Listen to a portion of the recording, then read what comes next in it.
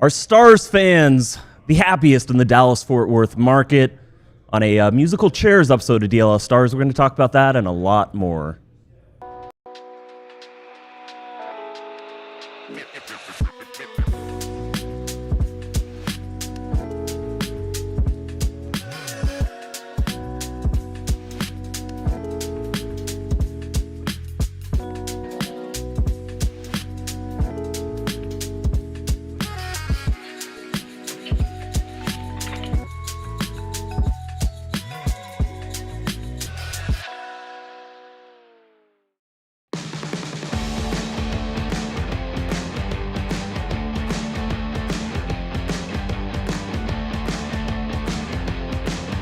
I know it doesn't look like it, but this is DLLS Stars.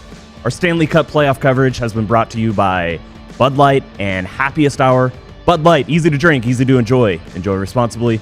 Happiest Hour, your home base and the best place to catch the Stanley Cup final or whatever other sports are going on this summer. I know there's some.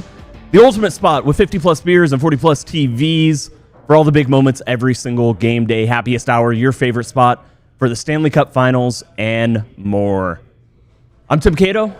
Typically, I am the beat writer of DLLS Mavericks. It's Musical Chairs Day. And so here we are to talk about the Dallas Stars. We've got Joe Hoyt. What's up, Joe? What's up, guys? Yeah, normally I talk about the Cowboys, and we're talking about what fan base is the happiest in DFW. I can confidently say it is not the Dallas Cowboys. So that's one thing I can confidently say throughout this Stars episode. We've got a very familiar face to me, one of my running mates on DLLS Mavs. Look at this Mark swag. Stein, the great Mark Stein. Hello, Mark. How are you? Gentlemen, trying to adjust to my new surroundings. Something tells me this will only be a one-day trade. I don't know that they'll ever have me back on the Stars show after this, but no LUDs here. So No LUDs. There will be no fisticuffs. No fisticuffs. Probably good news for me. I think good news for everything. I think YouTube's terms of service as well. You know, some worries there. No fighting on show. And then Sean Shapiro, who is my old coworker at The Athletic. What's up, Sean? I'm pretty good. Are we? I'm assuming Mark's wearing the Sabres shirt just because he's got really hot takes on where JJ Peterka's going to go. So I'm looking forward to that conversation right now. It's really more after watching Sam Reinhart score 4 goals in a Stanley Cup clinching victory, but this is my team. I love my team, and I am wounded today after seeing that, but. This has been my team since I was old enough to have a team. Yeah, Mark, I think we have a surprise that we're going to toss up on screen for you, a present perhaps. Yeah. This can't be good. Maybe just something to kind of get your reactions from. This we have that image. Elijah, you got that? Okay, we got creative. This is total. Or the build-up. The build-up. What possibly on a DLS Stars show with a Sabres? What possibly? What do you think of that? Is that in the crease? It was a legal play. I think it's in the crease. It was 100% legal. No goal. No the goal. Only thing that needs to be said, no goal. Yeah, but what about the memo that went out? Yeah.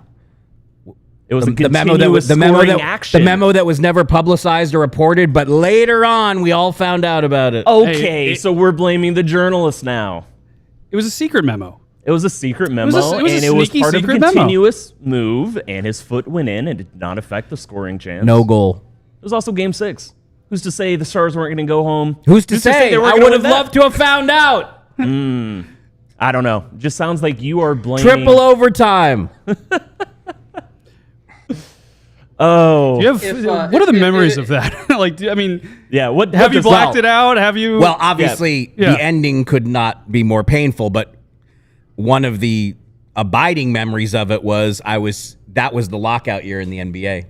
And so, that was also Dirk Nowitzki's rookie season in Dallas. Because the lockout, the NBA only managed a 50-game season that year and had to compact the season didn't start until 1999. The 98-99 season in the NBA, there was no 98. It was only 1999. They had to cram the whole season into the shortest space of time ever. So even with the Buffalo Sabres in the Stanley Cup final for only the second time in franchise history playing in the city where I was living. I couldn't go to anything. Brutal. Just so swamped with the NBA playoffs. The Spurs were on the run to the first championship in their history, so I didn't see anything in person. Probably a good idea the way it ended, but that was the first rough part of it for me. That just I remember this city just becoming just hockey crazed that spring. It was remarkable to watch, and then not being able to go to any of it was rough. Sean, was it a goal? It was a goal. I would love to see it. Just imagine 26 years ago, though, if Twitter existed, someone would have just tweeted the memo like in the middle of round 2, and then there would have been a random tweet. It's the only time Twitter actually would have been good in history. We would have at least had the memo up somewhere randomly instead of it having to be quote unquote discovered and blame the journalists, as we are, Tim, to use our proper terms here today, right? So Exactly. I mean, look, when you add the Sabres history to the Buffalo Bills history, no, we are not over it 26 years later. That's all I will say. Hard to be. And yesterday did not help either when, if we're gonna unfortunately all of my hockey talk that I can contribute is not Stars related, but since it is topical after what we saw yesterday, and I think it does apply to Mavs fans. I think I have a decent sense of what it's like to go through the Luka trauma as a Sabres fan. In 2014, my Sabres took Reinhart with the second overall pick. In 2015, we took Jack Eichel with the second overall pick. In 2018, we took Rasmus Dahlin with the number 1 overall pick. That is 3 top 2 picks in the space of 5 years. Only one of them remains on the roster, and the other 2 have won Stanley Cups with the teams they went to. So believe me, I know fan pain. I know fan pain myself. So I do not know much about Buffalo fandom, but I do know quite a bit about Dallas fandom, especially over the past couple decades. I've lived in Dallas all my life. So the Florida Panthers won the Stanley Cup final. No S. Got that one right, I think. Yeah. Final. Can we do a whole segment later on why that is? Maybe honestly, Sean can help us figure that out. Remind me. We can second circle, or third we segment. We need to get into that. So the Dallas Stars obviously have not won the Stanley Cup final. They have been to the conference finals 3 years in a row. That is certainly more success, continued success, than any of the other major teams in the Dallas area. So I guess my question for you guys to start with, a question for Sean I should start with, is the Dallas Stars fandom happy? And what's the feeling, as someone who is not tuned in beyond popping into the actual DLLS Star Show here and there? I'm not locked into how the fan base, the ebbs and the flows. What is the feeling of the fan base right now? What does 3 consecutive conference finals mean right now to the Dallas supporters? Yeah, and I'm not trying to twist the knife on Mark every possible chance, but I can only imagine it's about as close as possible to what it felt like being a Bills fan in the early 90s, where you're right there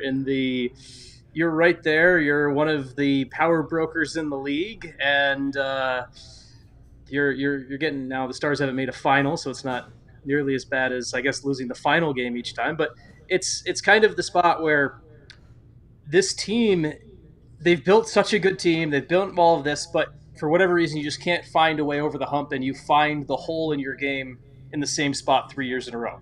So it kind of hollows out a little bit of that success, right? Like, it's a really fun team to watch and to see what's all done. But then when it's been 3 years in a row in the Western Conference Final and similar problems almost in each year sometime, you're like, all right, there's something more. And so the standard's been raised. And it's kind of the spot where it's a dangerous space to be a team that's firing a coach that's reached the Final Four 3 straight years in a year. It's such a high expectation. And I think for Stars fans, there's a bit of, you wouldn't trade any of the success away, but I'm sure you would trade away one or two shorter runs if you had been able to win 6 additional games into the other two. It's kind of that. And once again, sorry, Mark, but I can only imagine this is what Bills fans felt like if you had probably given away 3 other trips to the Super Bowl if you only could win one of them. Yeah, I mean, I have to imagine the Cowboys would be crying out for 3 consecutive trips. Yes. Undoubtedly. Yeah.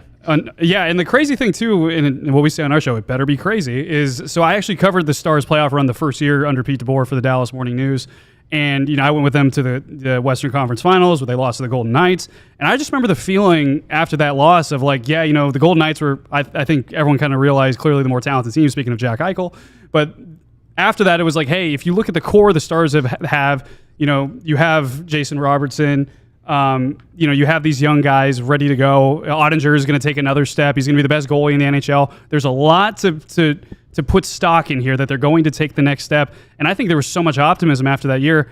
Now, to Sean's point, 3 years later, we're talking about the coach is gone after 3 straight runs of the conference finals. You're looking at Edmonton and Florida and like, shoot, are we going to have a trilogy between these two teams going into next year's Stanley Cup final again? And I think, there's been conversations, rumors, whispers that have been somewhat debunked, but also discussed here on the DLS Stars show about Jason Robertson too. It's like, is this guy someone they're going to trade?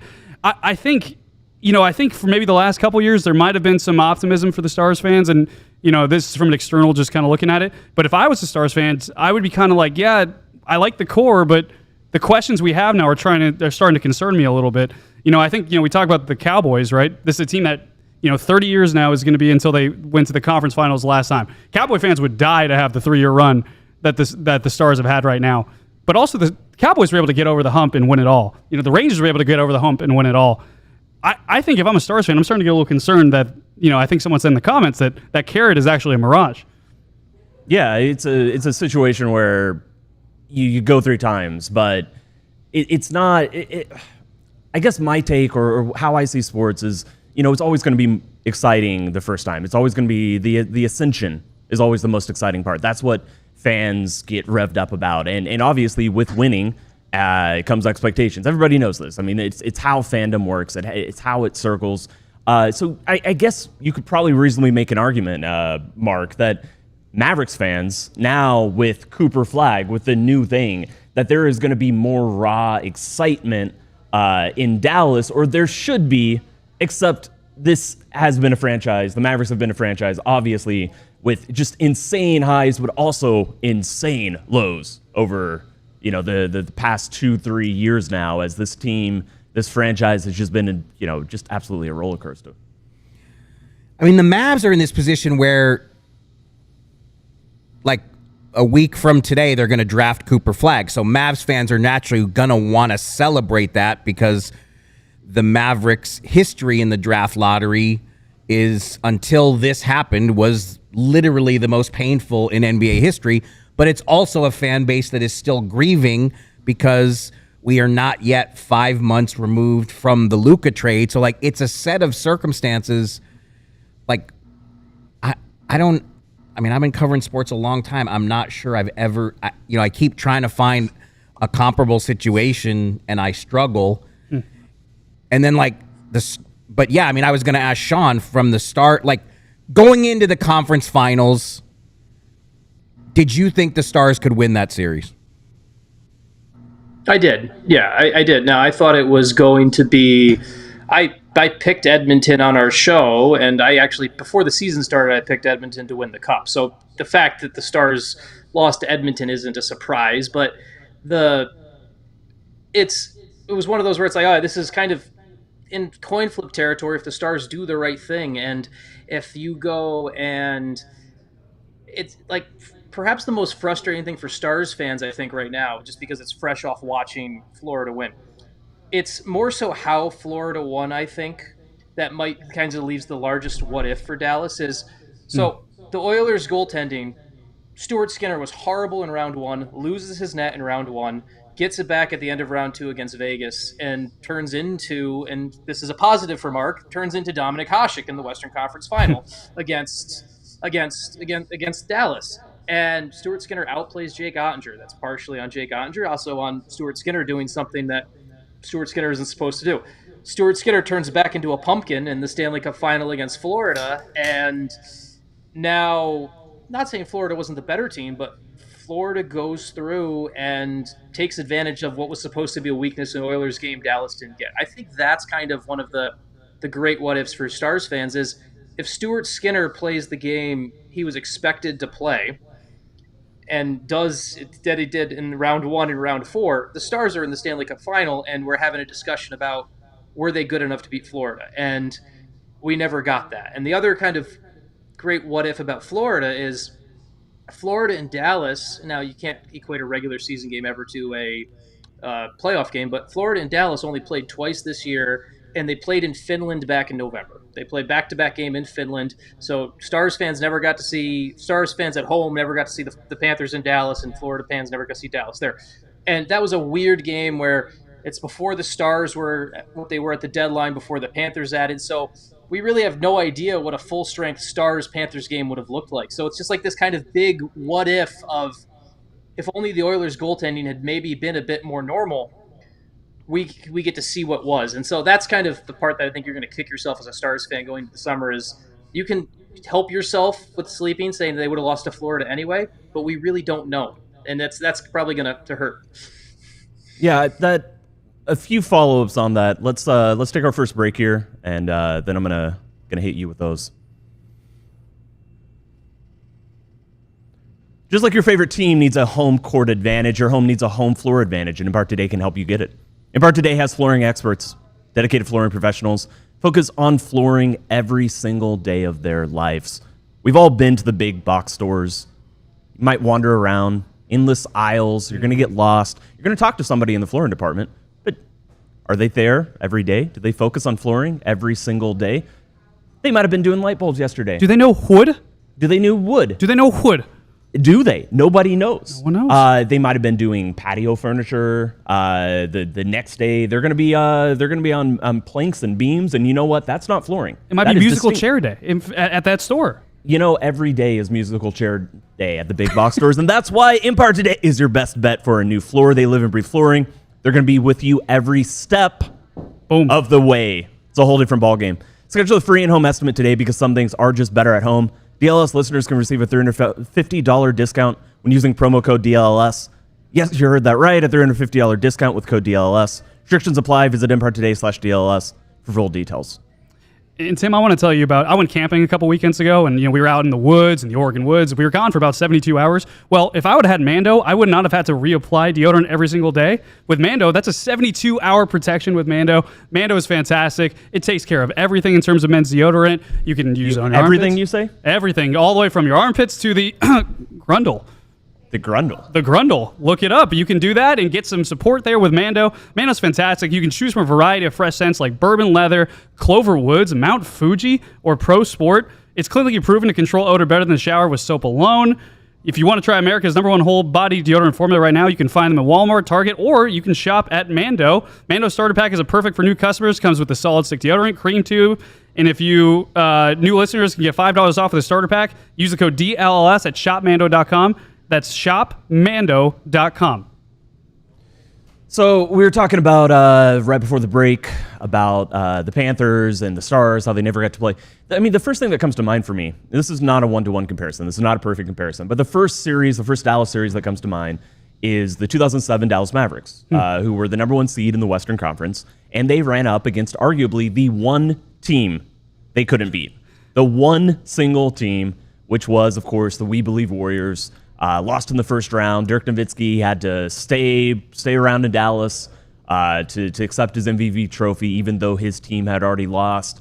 Runs to Australia and then eventually gets his ring. But that comes to mind. The Indiana Pacers last season was a team the Dallas Mavericks couldn't beat. Boston and Indiana. A lot of people are wondering the what if of if the Luka trade never happened and Dallas was in the finals. I think there's still an argument that the Indiana Pacers are just built in a very specific way that it doesn't make them the best team, as we're seeing Indiana now down 3-2. One of the best teams, no doubt, but it doesn't mean that they can beat every team. Sometimes you just run into those teams that have a specific playing style, have a different just have a beat on beating your team, regardless of who would beat more of the teams in the league. I guess what you're saying, Sean, though, is that like we don't even know. Like this isn't even a scenario where there's certainty because of how weird the regular season played out. Yeah, and it's the whole like, if Dallas had beaten Edmonton, I would have predicted Florida to win. I think Florida is probably the better team on paper, and there's definitely elements of the Panthers game where you're like, okay, I can see how this will give the Stars trouble, and this is how this will work, and everything like that. Like Florida bullies teams. And they start games really strong. Those are two things Dallas struggled with. So right off the bat, you'd be like, okay, here are my areas of concerns in a hypothetical Dallas-Florida matchup. So that would have been something that came up right away. But we also, here's the thing, we don't know how would the Edmonton attacked and burned Dallas with a lot of speed. Florida has some good speed, but they wouldn't burn Dallas the same way. They wouldn't stretch them as thin. They attack in different ways. So it's kind of one of those what ifs where would I have picked Florida to win the series? 100%. That's exactly what I would have done. But I would have at least looked at it and said, like, okay, there's a couple different problems here. There's a couple different matchups where the Stars can find ways to potentially get a chance in this series, and we'll just never get to see it now. And it also would have been a fascinating series too, and now we'll never get it because Pete DeBoer got fired. But Pete DeBoer and Paul Maurice are the two coaches. The Panthers head coach Paul Maurice now won back-to-back cups. His best friend is Pete DeBoer.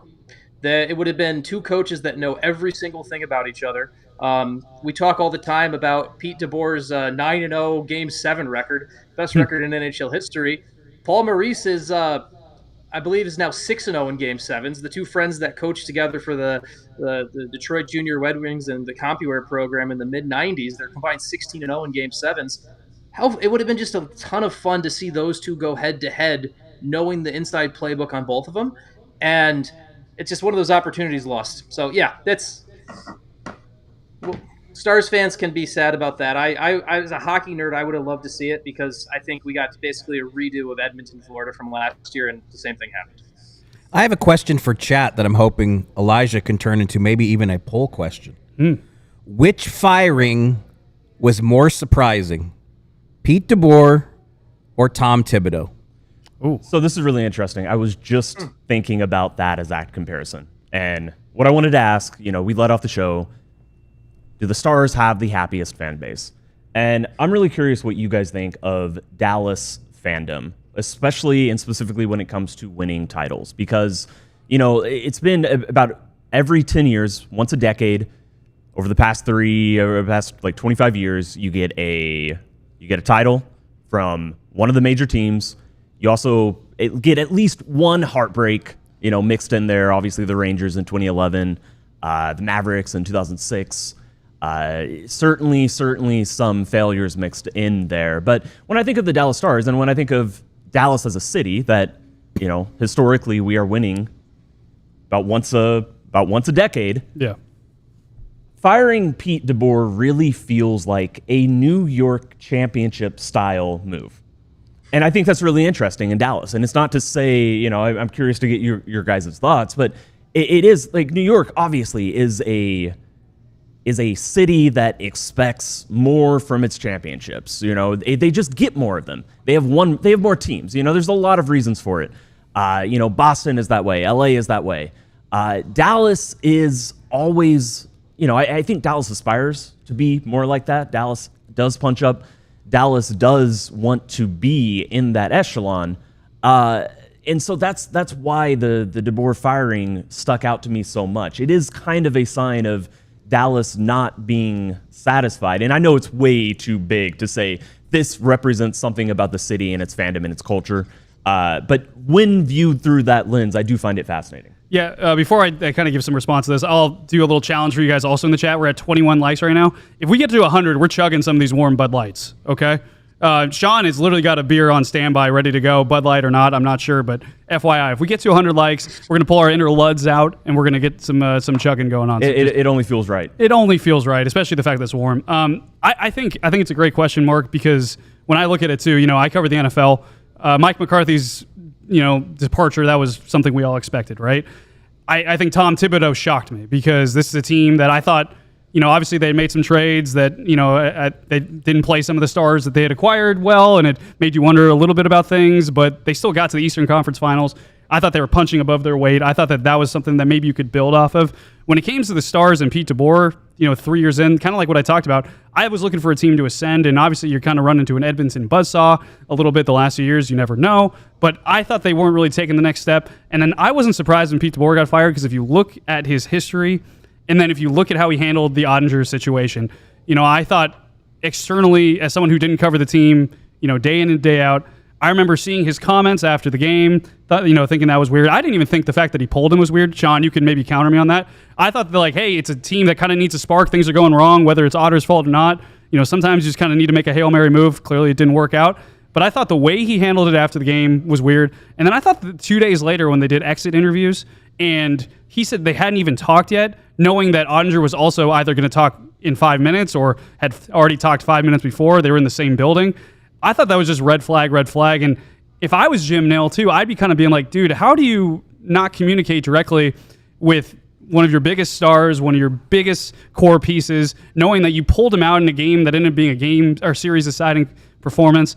I thought that was just kind of red flag. And then when you have a red flag that kind of sparks looking at what they've done historically, and you start to wonder, hey, did other teams see this too in Pete DeBoer?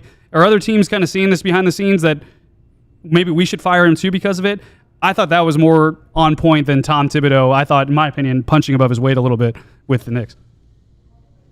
Yeah. So I don't know about I don't know the ins and outs of the whole Thibodeau situation, and it's fascinating for me to look at that from an outsider and just someone who casually watches what happens at the NBA. So it's hard for me to compare the complete stuff. For me, the Pete DeBoer thing, it's interesting because I think a lot of people right now like to claim they saw it coming. Right after something happens, it's like, oh yeah, it's easy to go pick out examples and Captain Hindsight. Pretend exactly.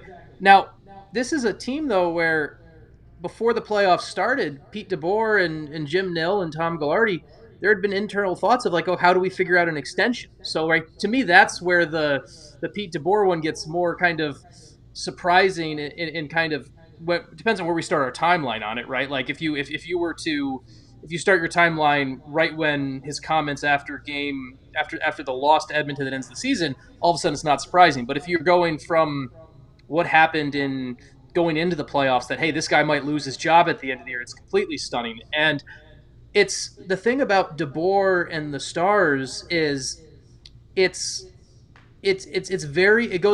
goes really against the Jim Nill protocol. This is the first coach that Jim Nill has fired for hockey-related reasons. He has never, in his time in Dallas, Lindy Ruff, even though they couldn't figure out an extension before the season, Lindy went into year 4 as a lame duck head coach, and it didn't work. And at the end of the season, they just parted ways.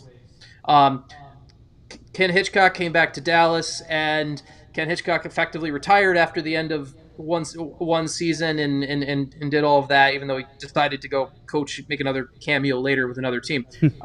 Jim Montgomery is the only coach that Jim Nill has ever had to fire before this. And Jim Montgomery was obviously fired for the act of unprofessional conduct away from the ice. And Jim Montgomery would probably still be the coach of the Dallas Stars if not for that. That's another great what if, because Montgomery's gone and had a tremendous work in both Boston and St. Louis. So for Jim to go and basically fire a coach shows a break from his typical loyalty to a fault. And I want to be clear on this. Jim is, and it's funny, obviously, talking to you guys on the Mavs who do the Mavs stuff, because you saw where loyalty sometimes lies on things, but Jim has been overly loyal to people, right? There's been times where there's been players that have worn out their welcome, veteran players that have Jim had some options to move on from them and did not. The whole Jamie Benn coming back next year, it's not that him promising back in October that I want Jamie Benn to be a star as long as he's playing hockey. I don't know how fruitful of a decision that is to make about a sport with a guy who keeps aging and everything like that. Jim is a very, very loyal person. And for him to fire someone and not honor the rest of that contract goes completely against everything he's done in his career. That's what makes this more surprising to me. I'm used to seeing the Knicks go and fire coaches. whatever. It's for Jim Nill to break from his typical kind of status quo and quorum and everything like that, whatever words we want to use. That's what makes this surprising, and that's what makes this kind of the bigger like culture shock moment of Jim Nill has gone from he's built the Stars into a contender. Now has to be more harsh to get them over the top, and whether it's coincidence or causation, you look at what happened in Vegas. They went and got Jack Eichel. I'm sorry. They the Florida Panthers traded an MVP, won the President's Trophy, league's best team in the regular season. The coach who got them there was an interim coach after what happened, the whole Joel Quenneville fallout. They don't keep him. They trade away an MVP candidate in Jonathan Huberdeau for Matthew Tkachuk.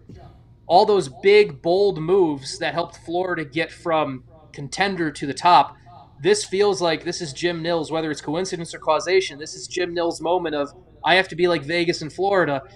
They existed there to get up here. I have to do something else. That's why this is surprising, because it goes against how Jim has operated, and he's no longer being patient. Yeah, I think all that's fascinating, and I think what's really fascinating is that there are some very notable parallels between how Jim Nill is operating and how the Mavericks as a franchise have changed. But we'll get into that right after this. Yeah, because I know we got to take a break, but I have another Thibodeau question as well, so we need to come back to that. Boom. We will be there shortly. Stay with us. What's up, Stars fans? Enjoying the game should be easy, so don't overthink it. What are you going to wear? Done. Just toss on a lucky jersey. Don't know what to serve your friends? That's pretty easy. You got a pizza place, maybe 2 pizza places, maybe a few pizza places around your house. You know you have a favorite.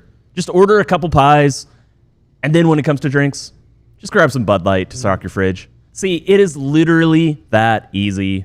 Just like Bud Light, which is always brewed with 4 simple ingredients for a clean, crisp taste, even when it's at warm temperature, which if we get to 100 likes, we will be chugging. They're right there in front of us. 100 likes. Don't let us down. Don't let us down.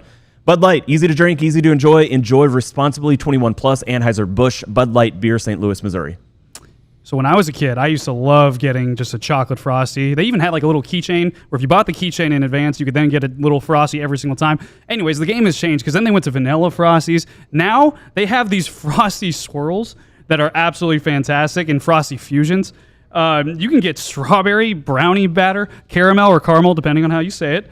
And then the fusions, you got Oreo, which is anything Oreo I will eat, especially like a milkshake or in this case, a Wendy's Frosty.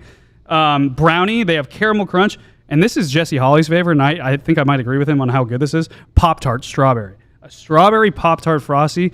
These are fantastic. Anytime you just go to Wendy's, it's hot. It's getting hot now too. We're getting up into the 90s. We're going to be seeing triple digits here soon. Go get yourself a Frosty, cool off, make you feel like you're at the hockey rink, a little ice there, and you're kind of feeling nice and you're feeling full because you got a Frosty in your belly. Anyways, whatever flavor you're craving, odds are we've got a Frosty for it. So clock in for sweet treat time anytime, including midnight or later. Gotta love the late night Frosties; those are good. With Wendy's is all new Frosty flavors. A refresh and a classic, gotta be Wendy's. At participating U.S. Wendy's, hours may vary by location. This is the DLLS Stars Show. I'm Tim Cato, typically on DLLS Mavs. We've got Joe Hoyt, we've got Mark Stein, we've got Sean Shapiro.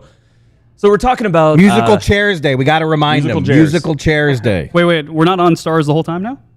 I thought we were. And I probably will not be invited back. What makes you say that? Too many Thibodeau references. Yeah. Is he? Can you report on whether he's a candidate to coach the Dallas Stars? Yeah.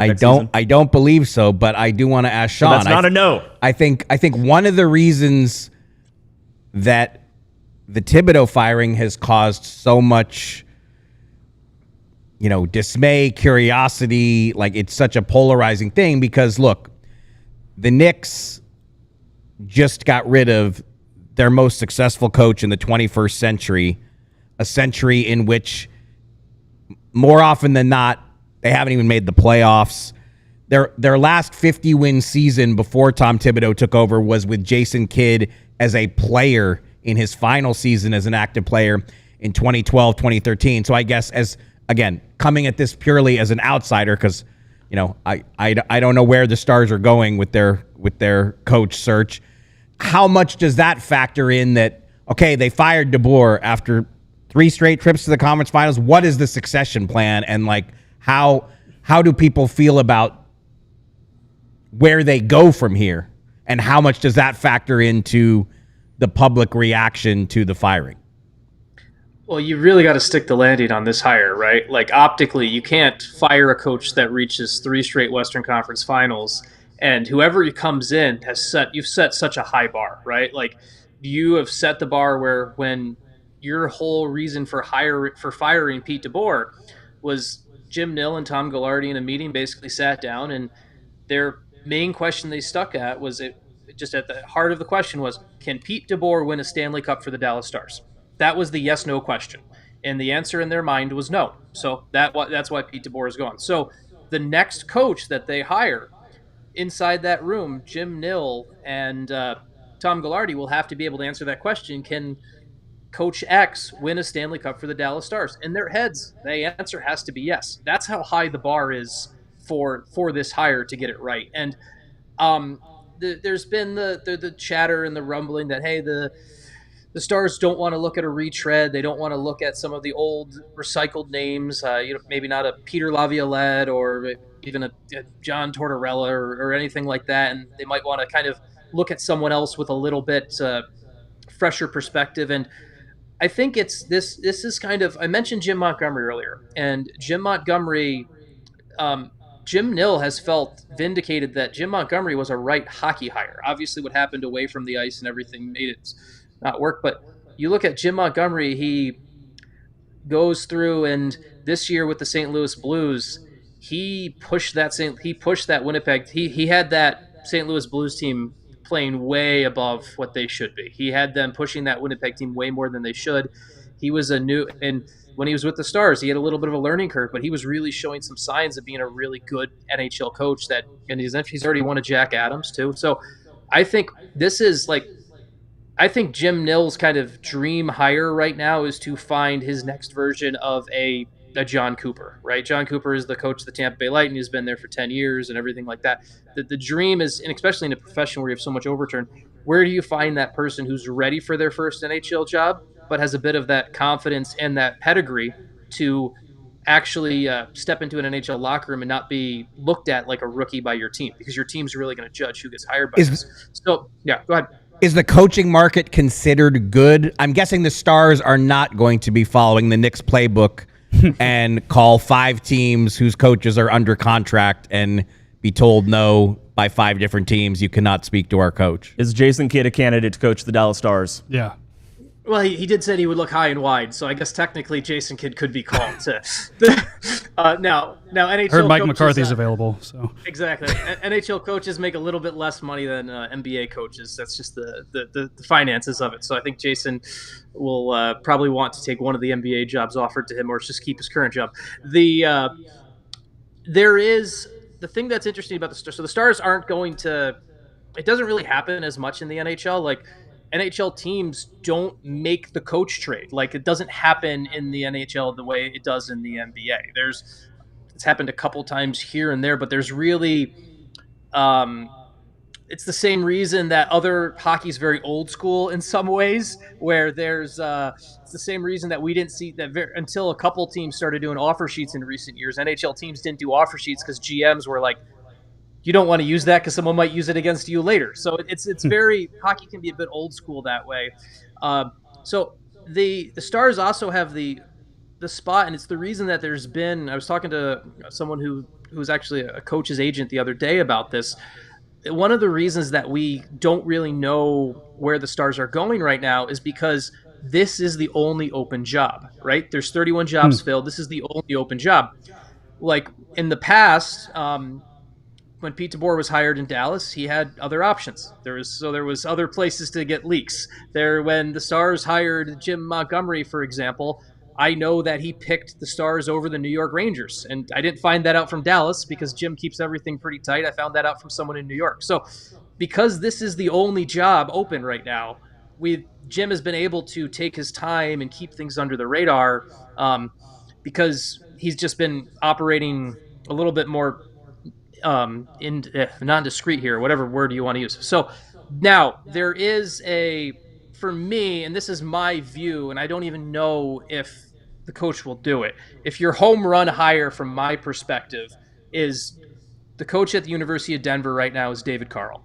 David Carl has won 2 of the past 4 NCAA titles. He actually was an assistant under Montgomery early in his career. He's won back-to-back World Junior Gold Medal championships. That's the under 20 world champion, under 20 gold medal. And Carl is also, he's the coach that will make me feel old because he's 35 and 3 months younger than me. But David Carl is the next. He will be an NHL coach soon. He's going to be. He turned down a 5-year deal from the Chicago Blackhawks this spring, turned down working through their rebuild, turned down them, and then went and signed and used that as a little bit of leverage to sign an extension at Denver. And so if you can go and get the guy who turned down the original 6 job, turned down the chance to work with Connor Bedard, and say, hey, you can come here and prove you can win right away, to me, the Stars should be on the full force frontal right now, just going and going right to Denver right now and trying to get David Carl hired. That phrasing is terrible, and Luds would have made fun of me for it, so I'm glad he's not on the show tonight. How unsettling is it, though, to not know what direction they're going to go? Just like that's a question not just for you, but for everyone in the chat too. Like, how unsettling is it as a fan base to, like, okay, we have the only coaching vacancy in the NHL, and no one seems to know who they're gonna go after. It's been really quiet, right, Sean? Like, it's been really quiet. It's been really quiet, and it goes back to that. There's no other job. No one else can use the Stars' job to get their leverage right now. That you could use it. Like, I know the Stars have reached out to we're in the process of going to reach out to some assistants to talk to them, but there's been it's not like those assistants have another NHL head job to go for, right? So it's not like there's this opportunity here, and so it's been really quiet for that reason, like on the backroom front. And it's also the other thing about the Stars, and it's kind of the thing that can be really frustrated for the fan bases. There's nothing about the NHL roster building where you really need to go and get your coach to sell people on, right? Like, as much as anyone drafted, any draft picks are going to be 4 or 5 years from playing for this team, and you don't even have a first round pick this year, so it's not like you need a guy in place for the draft. When it comes to free agency, the Stars don't really have they're not going to have the money to go after to go make a big swing. Like, Mitch Marner is the biggest free agent, right? Like, the Stars don't have $14 million in cap space to sign Mitch Marner. So anyone the Stars sign in free agency is going to be in that mid-level supporting role type player. And that's not necessarily, that person's role is going to be very similar no matter who the coach is. So that's the thing that makes this even more frustrating, is you kind of ask around of, like, what's the timeline? Where are they going? And I've talked to people about it, and they're like, Jim is really just taking his time to see who's best. So, like, I've tried to figure out, like, when can I put my phone down? When can I expect this hire to be made, so I can put my phone away and not worry about anything at all. We don't know. It's not like I'd like to think it's maybe July 1, which is which would be free agency day, and maybe there's something there. But if it takes till July 6th, 7th, 8th, or whatever to get the right head coach, Jim seems content to do that. And that's the one thing I've been able to get out of a bunch of, like, coaches agents and stuff like that, because like, I talked to one agent who's an agent for coaches, and his client has not interviewed for the Stars job, but he is someone who he has heard about some other possibilities where something that could open up for an assistant if another person goes. But even those things haven't gone far enough where those other assistant jobs at another team might open up where these things are going. So it's Jim Nill is holding all the cards. And the same reason that we don't know what actually happened with Jim Montgomery, right? Like, this is a whole thing. You talk about the leaks era. The full story of what actually happened with Jim Montgomery never came out, because the only people who knew what happened were Jim Montgomery, Tom Ghilardi, Jim Nill, and the lawyers that handled it. That's really the only people that know what happened. And that's obviously, that was a very serious situation. Jim Nill uses that same type of approach to this right now, and it's very Fort Knox-esque right now. We're going to jump to another break, but after that, I do have a question for you guys. I want to ask, if you were running in a franchise, a sports franchise of any kind, are championships the only thing that matter? You know what really matters is signing up to be a diehard today, because Ain't that right? Ain't that the truth? Amen. Because let me see if I can get that's down there. Okay. Bam. Hit that QR code. Sign up to be a diehard today, because you're going to get a bunch of stuff. You're going to get writers that are associated with every team and reporting on them. Tim's on the Mavs. I'm on the Cowboys. Mark's obviously bringing a bunch of information. Baseball, you got Jeff Wilson. We're everywhere. Stars, Sam Dessler and Sean Shapiro. Sean, the full disclosure, you write some good stuff, man. You make me a better fan just to watch, so thank you very much. You can get all access to Sean's stuff by becoming a diehard today. Oh, look at this. Whoa. That's Incredible. impressive. I've done that accidentally before. Yeah, me too. But you get a lot of stuff being a diehard. You get once you sign up, you get a free T-shirt, which is fantastic. Go check out our merch store. I know the Stars fans, you guys bought a bunch during the playoff run. Keep buying them. Those are some the cool shirts were so sick. Look at that. Look at them. How could you not buy that? The Jamie Benn one might get a little outdated here in a little bit, but hey, the Finnish Mafia is going nowhere, so sign up to go get one of those. The Otter shirt is fire. That is a fire shirt. Also, if you sign up to be a diehard, you can get 20% off cool events. I don't know if you guys heard, we're going to Vegas for the Cowboys game. I have heard of this. Yeah, we're going to go to Vegas this year, so that's pretty cool. You can also get access to our Discord community, and I want to give a quick shout out to every Stars fan that's in the Discord. My phone blows up like no other, and it's because of you guys. You guys are an incredible fan base inside that Discord. I say this lovingly. I had to mute the channel. That's fair. That's fair. It was just there's so much. But that's a testament to you guys, because you do such a great job. I'm really impressed with the diehard community, specifically with the Stars. Keep that up. And if you haven't joined it yet, trust me, it's worth the money. It's fantastic. Sign up today. Get access again to all our stuff. Free T-shirt when you sign up. Great merch store, events, Discord, ad-free experience on the website, which that's pretty nice these days. So yeah, check it up. Become a diehard today, and I'll chug a beer if someone becomes a diehard in the next 15 minutes. Somebody's got to do it. Somebody's got to do it for the good of this show. Oh, physical diehard card. Let's there go. It is. I'm so glad you did it, because I left mine in. It's out of my reach at this point, and so it would cause a huge ruckus if I tried to get it. Yeah, good job. Well, we're all mixed up. Musical chairs. It happens. Somebody else had to step up and fill in. Take a responsibility that is typically Mark Stein's. So I wanted to, I think, just kind of circling back to the conversation about, firing Pete DeBoer and Dallas sports. So just running down, franchises have, if you are running a sports franchise, you have, the ultimate goal, obviously, is the championship. That is what you're trying to do. Nobody's denying that. I think that we have seen that is not always how. That is not the only thing that teams and franchises in Dallas, that's not the only way that they have operated. Yeah. The Dallas Cowboys are probably the prime example here, where they want to be good and they want to build their brand, but they might want to build their brand and keep it going a little bit more than all out winning. I think their head coaches are a good example of that, where they want guys who, are safe. Yeah.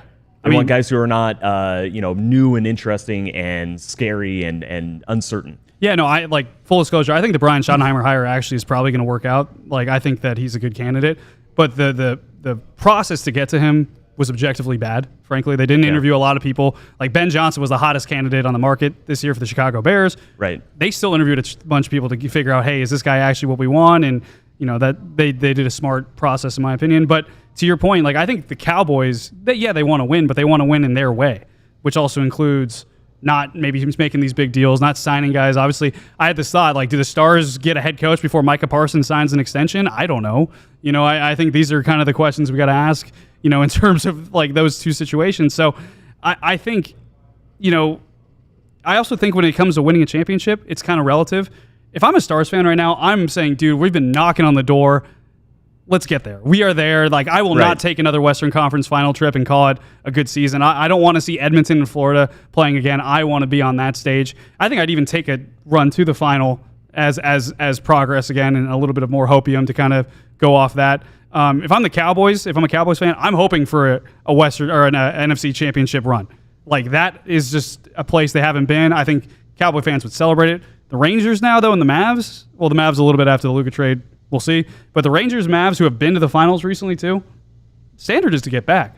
Yeah, 100%, 100%. And it's interesting. Sometimes you do have to operate. Maybe it's just the way that sports everywhere are advancing. Front offices are, double or triple the sizes in every single sport of what they were, in the 90s or even the aughts. Maybe some of it is just a matter that to be competitive in sports, you have to be ruthless. This is this is a quick and dirty summary of the Texas Rangers, but they won because they went out and signed a bunch of free agents. Paid a lot of money. When I was watching every single Texas Rangers game, so many of their players had been there for so long. There was longevity. There was prospects coming up through the ranks. Obviously, all of that is still happening to some extent for the Texas Rangers. But yeah, you look at the title run, and it very much was built on players who spent most of their careers elsewhere. The Dallas Mavericks, very obviously. Nico Harrison took over, and and also Mark Cuban sold the team. When Mark Cuban was in charge, this was a franchise that would have, never was going to trade Dirk Nowitzki, never was going to, tell him what to do. His last season, was he an effective NBA player? No. But it was for the franchise and for the fan base, there was nothing cooler than seeing Luka emerge as kind of the next face, the guy who was going to carry on Dirk's legacy while Dirk was still on the court with him. Now you have Nico Harrison who comes in, and clearly there is not a regard for, that type of sentimentality. He is somebody who, obviously just shipped Luka away. And, he did it because of his pragmatism, where he feels this is the best way that Dallas is going to win a title. But it is a title at all costs approach, one that is disregarding what the fan base felt about the player who previously was in that role. I don't think that every team needs to go to that level in order to go win a championship. I don't think you need to go ship out your best player. But it is very interesting that, all over, Cowboys may be excluded. You do see these franchises, they're changing from, what I would argue their identity and their image and their relationship to the fan base. They're changing a little bit.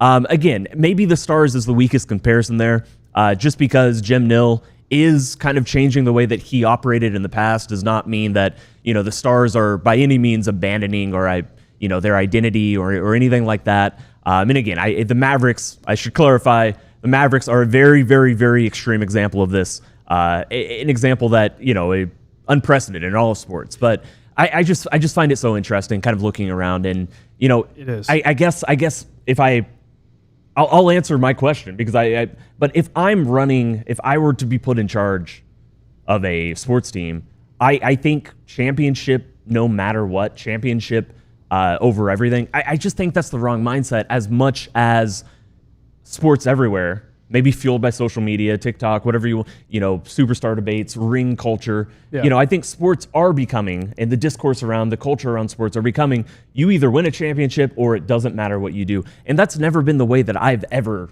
viewed sports, and I don't think it's the healthiest way. No, I think that's totally fair. I have two quick questions. One for Sean. I saw someone ask this in the chat. I think it was Matthew Franks. Neil Graham, that's the guy in the AHL for them, right? Oh, you're muted, by the way. Sean. Can you hear us now?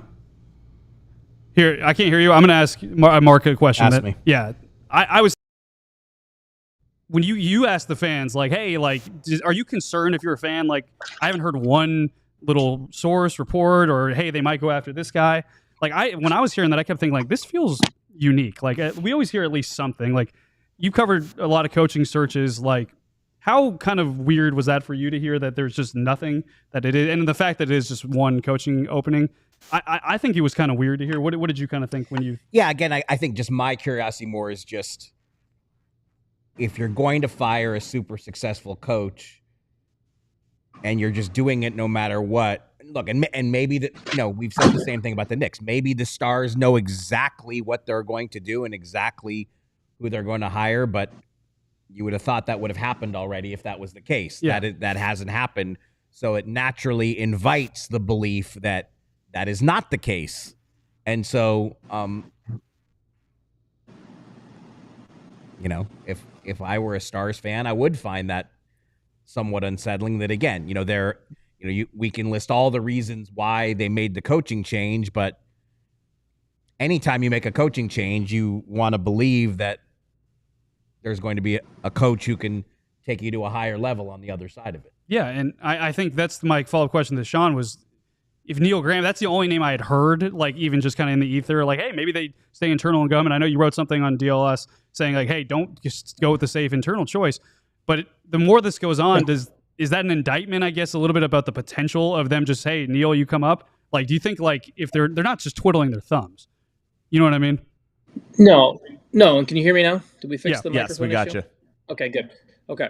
So the Neil Graham thing is, Neil is in-house and he's done a good job with the Texas Stars. We can't take anything away from that. But I talked earlier about like, you need to be able to, this hire needs to pass the optics test, right? And so Neil Graham is on NHL radar for other teams, but Neil Graham has not been on NHL head coach radar. Neil Graham has been, there's multiple teams that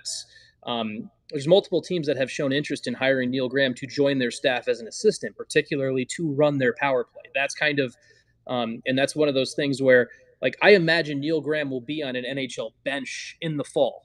I don't know if it'll be with the Dallas Stars or it'll be somewhere else. And so let's just quickly pause, and no matter who he worked for before, let's just talk about the optics.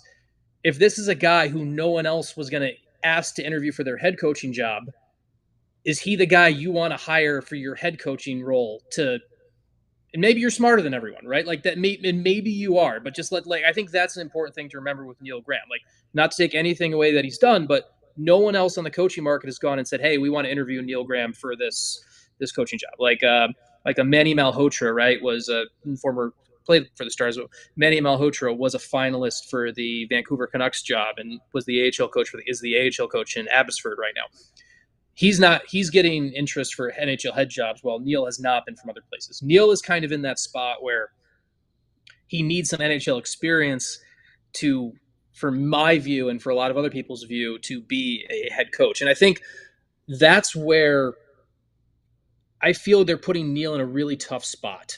When the Stars hired, if you hire Neil Graham to be the head coach, and Neil has been your AHL head coach, but your only selling point is, hey, he worked well and developed guys.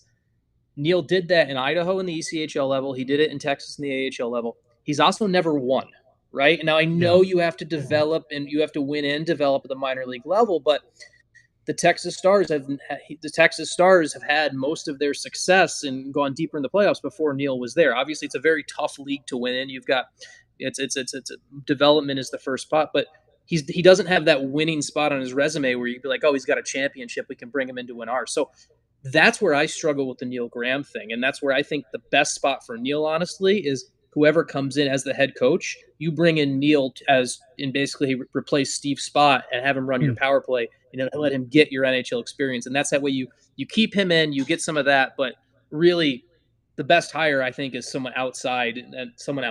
That's once again, I think Neil's a really good future NHL head coach. I just don't think he's ready yet. As we wrap up this show, I have a very important question for you, Joe Hoyt. We are at 50 likes. Does that mean half of a beer? I mean, we'll find out. How about half a beer? This is a smaller one. We got another one? Pop that over. I think 50 is close enough. I think 50 is close. Last show of the day for our musical chairs. A little bit of fun. Good. Oh, yep. That's a working man. I think it's good. Man. Cheers. Cheers. Thank you guys, too, for joining us on our musical chairs day. Your other crew is going to be back tomorrow. We promise. Although Sadly. we're kind of acting like that. I don't know. I feel like someday next season, one of the two Sabres games, could I sneak on here and sit with Luds?